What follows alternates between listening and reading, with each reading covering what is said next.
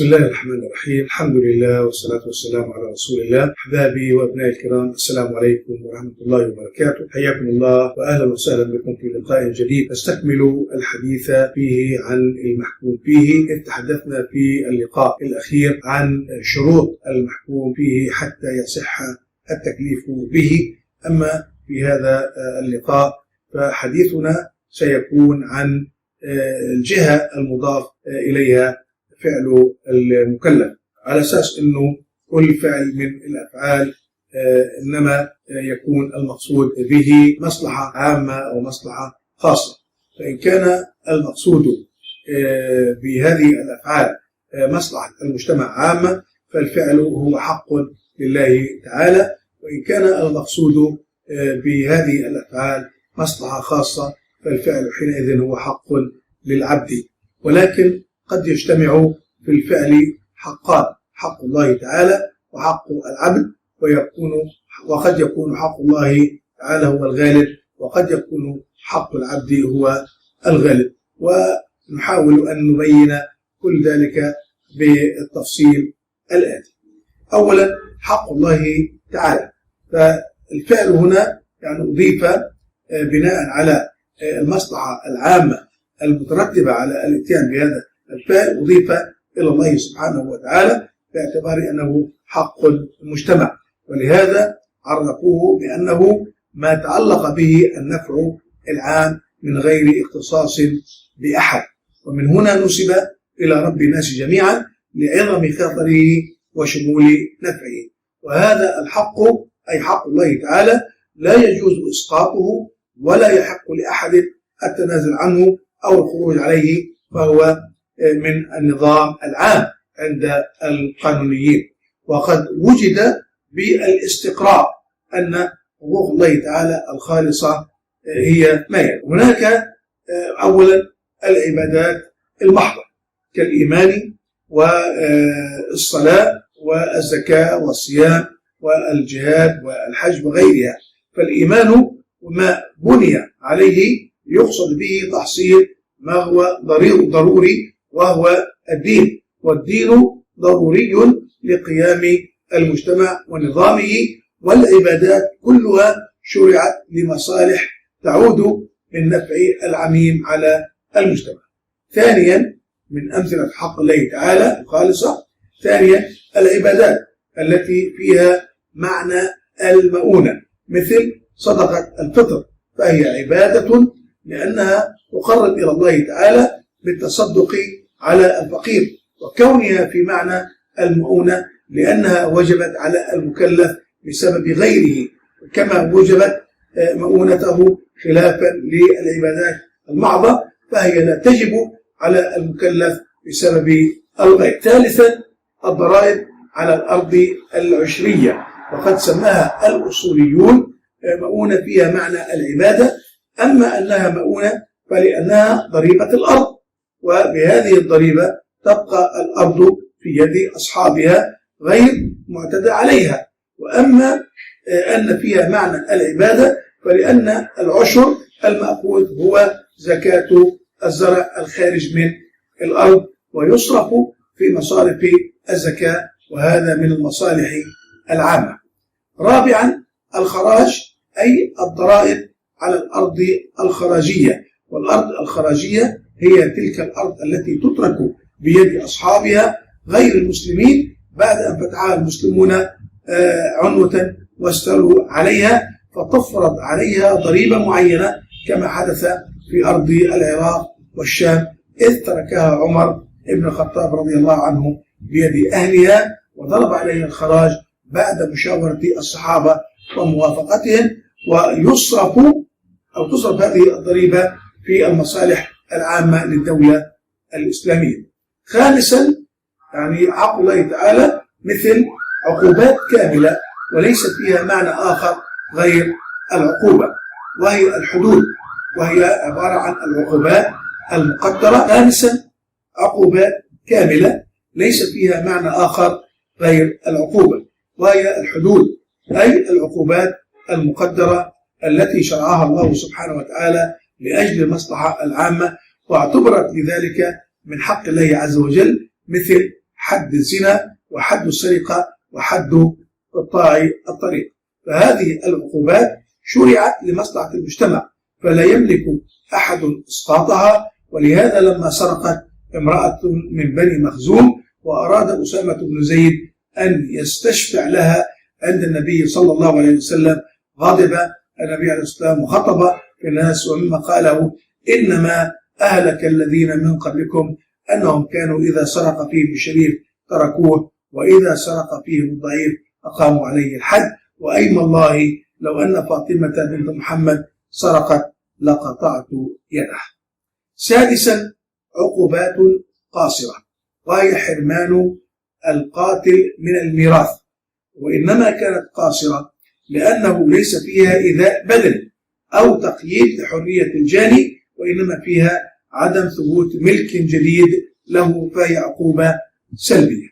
سابعا، عقوبات فيها معنى العبادة وهي الكفارات، مثل كفارة الحنث في اليمين، وكفارة الإفطار عمدا في رمضان، وكفارة القتل الخطأ، فهي عقوبات لأنها جزاء على معصية ولكن فيها معنى العبادة، لأنها تؤدى بما هو عبادة من صوم أو صدقة أو تحرير رقبة. ثامنا، حق قائم بنفسه، وهذا لم يتعلق بذمة مكلف ليؤديه طاعة لله تعالى، وإنما وجب هذا الحق بذاته وابتداء لله تعالى، وهو خمس الغنائم وما يستخرج من معادن وكنوز الأرض. هذا فيما يتعلق بالنسبة لحق الله تعالى والأنواع التي مثلنا فيها حق الله عز وجل. أما بالنسبة لحق العبد، فحق العبد الخالص هو ما كان المقصود به مصلحة خاصة للفرد، ومثاله سائر الحقوق المالية للأفراد كضمان المتلفات واستيفاء الديون والدية ونحو ذلك. وهذا النوع من الحقوق يكون الخيار في استيفائه إلى المكلف نفسه، فإن شاء أسقطه وإن شاء استوفاه، لأن الإنسان له أن يتصرف في خالص عقله بما يشاء. أما القسم الثالث وهو ما اجتمع فيه الحقان، وحق الله غالب، مثاله حد القذف، فالقذف جريمة تمس الأعراض وتشيع الفاحشة في المجتمع، وفي ترتيب العقوبة على هذه الجريمة مصلحة عامة لما فيها من ردع للمجرمين، لما فيه أيضا من اعتداء على حق عام وهو حق الله تعالى. ومن جهة أخرى فإن هذه العقوبة فيها مصلحة خاصة للمقذوف، وفيها إظهار لشرفه وعفته ودفع العار عنه، فكان في هذه العقوبة حق للعبد من هذه الجهة، ولكن حق الله تعالى هو الغالب. ولهذا لا يجوز للمقذوف إسقاط الحد أي العقوبة عن القاذف، لأن حق الله تعالى لا يسقط بإسقاط العبد، وإن كان الحق غير متمحض له كما في العدة فإنها لا تسقط بإسقاط الزوج إياها، وإن كان فيها حقه لما فيها من حق الله عز وجل. أما القسم الأخير فهو ما اجتمع فيه الحقان، وحق العبد غالب، ومثل له العلماء بالقصاص من القاتل العمد، فإن فيه تأمين حياة الناس وحفظ الأمن وإشاعة الطمأنينة، وهذا كله من المصلحة العامة، وبهذا الاعتبار اعتبرناه أنه حق لله سبحانه وتعالى. ولكنه من جهة أخرى يحقق القصاص مصلحة خاصة للفرد، وهي شفاء صدور أولياء القتيل وإزالة غضبهم وعقدهم وعلى القاتل وعقدهم على القاتل، فيكون في هذا الاعتبار حقا للعبد. ولما كان مساس الجريمة بالمجني عليه وأوليائه أقوى وأظهر من مساسها بالمجتمع، جعل حق العبد هو الغالب في القصاص، ومن ثم كان لولي الدم أن يعفو عن القاتل أو أن يكتفي بأخذ الدية، وحتى إذا حكم على القاتل بالقصاص منه فلولي القتيل أن يعفو عنه ويوقف تنفيذ العقوبة. ولما كان القصاص حقا لله تعالى، فإن القاتل إذا نجا من الموت لعفو ولي القتيل فإن الدولة لها أن توقع عليه عقوبة تعزيرية. طبعا مسلك الشريعة الإسلامية في جريمة القتل يختلف عن مسلك القوانين الوضعية، فالقوانين الوضعية جعلت القصاص من القاتل حقا خالصا للمجتمع، ورتبت على ذلك أن رفع الدعوى من اختصاص النيابة العامة، وليس لولي القتيل أن يعفو عن الجاني، بل العفو موكول لولي الأمر. كما أن مسلك الشريعة في جريمة الزنا يختلف أيضا عن مسلك القوانين الوضعية، فالزنا في القوانين الوضعية ليس بجريمة إلا إذا كانت بإكراه، أو كانت المزني بها قاصرة، أو كان الجاني من أصول المجني عليه، فالزنا بذاته لا يعتبر جريمة إلا لاقترانه بأمر آخر.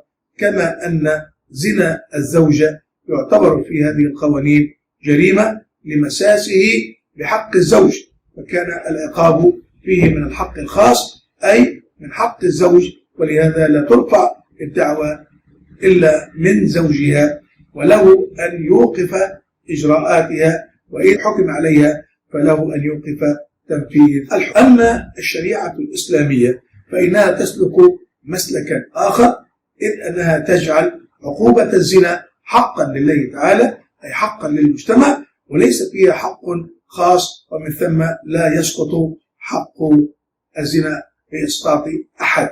كما أن رفع الدعوى يتم من قبل النيابة العمومية، بل ولكل فرد أن يقيم الدعوة في هذه الجريمة، لأنها من دعاوى الحسبة وهو حق للمجتمع. أخيرا أحبابي الكرام، نتحدث عن المحكوم عليه، وهو الشخص المكلف والذي تعلق خطاب الشارع بفعله، وهو يعني ما يعرف عليه في علم الأصول بالمحكوم عليه. إذن المحكوم عليه إنما يقصد به المكلف. ومن شروط صحة التكليف يشترط في الإنسان حتى يصح تكليفه شرعا عدة شروط، من هذه الشروط أن يكون قادرا بنفسه أو بالواسطة على فهم خطاب التكليف الموجه إليه، وأن يكون قادرا على تصور معناه بالقدر الذي يتوقف عليه بالامتثال، لأن الغرض من التكليف الطاعة والامتثال، ومن لا قدرة له على الفهم لا يمكنه الامتثال.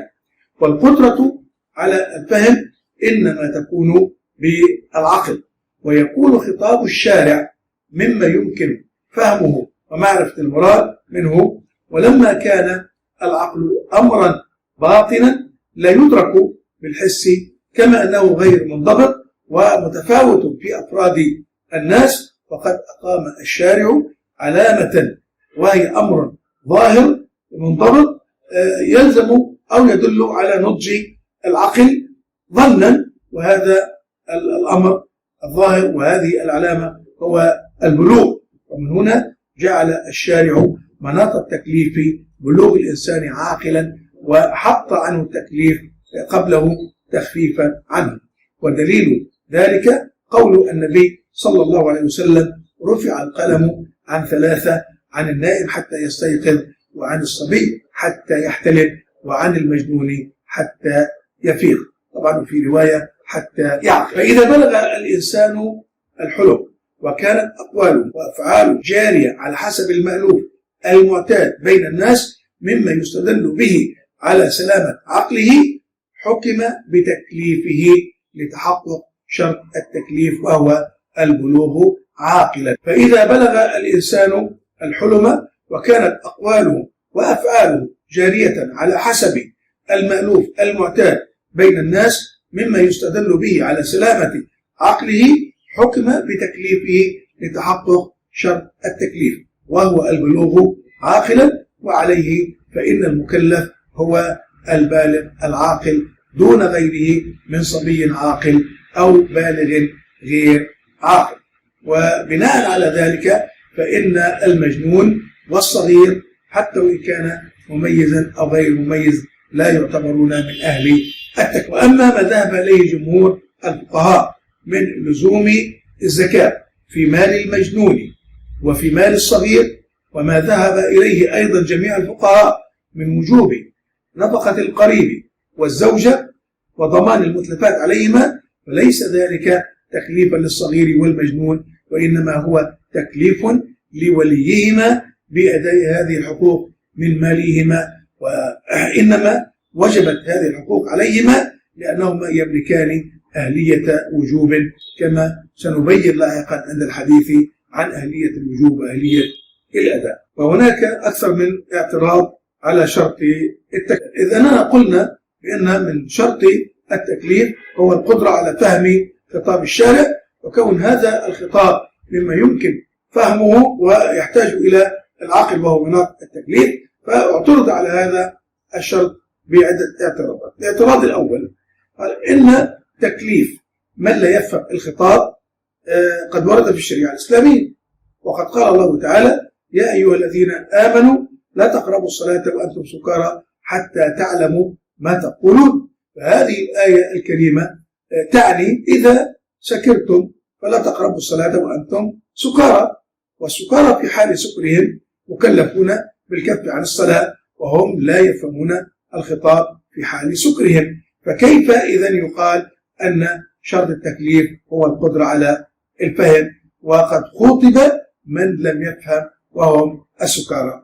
فالجواب أن الخطاب في هذه الآية الكريمة ليس موجها إلى السكارى حال سكرهم، وإنما هو موجه إلى المسلمين حال صحوهم بألا يشربوا الخمر إذا قرب وقت الصلاة، حتى لا تقع صلاتهم في حال سكرهم، وحتى يمكنهم من أداء الصلاة كما ينبغي. هذا هو الاعتراض الأول. طبعا نشير هنا أن هذه الآية نزلت قبل تحريم الخمر بقوله تعالى: يا أيها الذين آمنوا إنما الخمر والميسر والأنصاب والأزلام رجس من عمل الشيطان فاجتنبوه لعلكم تفلحون. أما الاعتراض الثاني فإن الشريعة الإسلامية عامة لجميع البشر بدليل قوله تعالى: قل يا أيها الناس إني رسول الله إليكم جميعا، وقوله تعالى: وما أرسلناك إلا كافة للناس بشيرا ونذيرا، وقوله عليه الصلاة والسلام: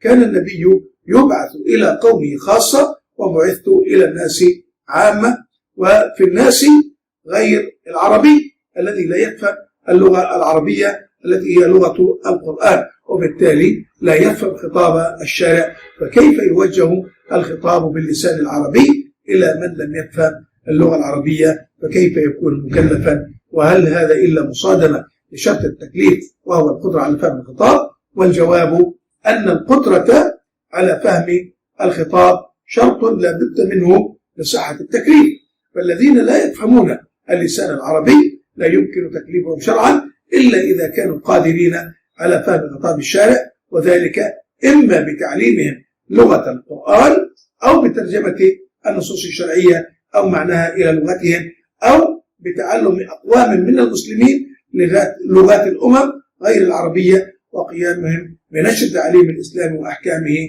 بينهم بلغتهم. والطريق الأخير هو الطريق الأمثل، فمن الواجب الكفائي على المسلمين أن يتعلم فريق منهم لغات الأمم غير العربية وينشر الدعوة الإسلامية بينهم وتبليغهم أحكام الإسلام بلغتهم التي يتكلمون بها. فإذا قصر المسلمون بهذا الواجب أثم الجميع، كما هو الحكم في الفروض الكفائية. ومما يدل على أن هذا الأمر واجب قوله تعالى: ولتكن منكم أمة يدعون إلى الخير ويأمرون بالمعروف وينهون عن المنكر وأولئك هم المفلحون. فهذه الآية تضمنت الأمر بتبليغ أحكام الإسلام من قبل طائفة من المسلمين، ولا يكون التبليغ مجديا إلا إذا كان على وجه مفهوم لدى المخاطبين، فأن يكون بلغتهم التي يعني. أيضا ثبت أن النبي صلى الله عليه وسلم كتب كتبا ورسائل إلى قيصر والنجاشي والمقوقس وغيرهم يدعوهم فيها إلى الإسلام، وقد أرسل بهذه الكتب أناسا يعرفون لغة من أرسلت إليه. وفي خطبة حجة الوداع قال عليه الصلاة والسلام: ألا هل بلغت؟ ألا هل بلغت؟ اللهم فاشهد، فليبلغ الشاهد منكم الغائب، فرب مبلغ أوعى من سامع. والشاهد يشمل كل من اهتدى إلى الإسلام وعرف مبادئه وأحكامه، والغائب يشمل كل من لم يعرف اللغة العربية وكل من عرفها ولم تبلغه دعوة الإسلام. وعلى هذا إذا بقي من يجهل اللسان العربي على جهله بلغة القرآن ولم تترجم له نصوص الشريعة بلغته، ولم يخض المسلمون بتعريفه بدلائل التكليف باللغة التي يعرفها، فإنه غير مكلف شرعا، لأن الله تعالى يقول: لا يكلف الله نفسا إلا وسعها. أما الاعتراض الثالث: في القرآن الكريم يوجد نصوص وآيات لا يمكن فهمها، وهي الحروف المقطعة في أوائل السور، فكيف يقال ليس في القرآن والسنة ما لا يمكن فهمه؟ طبعا والجواب أن هذه الحروف ليست من خطابات التكليف، ومن ثم فلا يتوقف أمر التكليف عليها. هذا من جهة أخرى فإن لهذه الحروف معنى واضح، وهو ما يدل على كل حرف على حدة، وذكرها في أوائل السور لإقامة الحجة على المخالفين بإعجاز القرآن المتكون من هذه الحروف. هكذا أحبابي الكرام نقول قد وصلنا إلى نهاية هذا اللقاء، فإلى لقاء آخر، لكم مني أصدق الدعوات وأطيب الأمنيات، والسلام عليكم ورحمة الله وبركاته.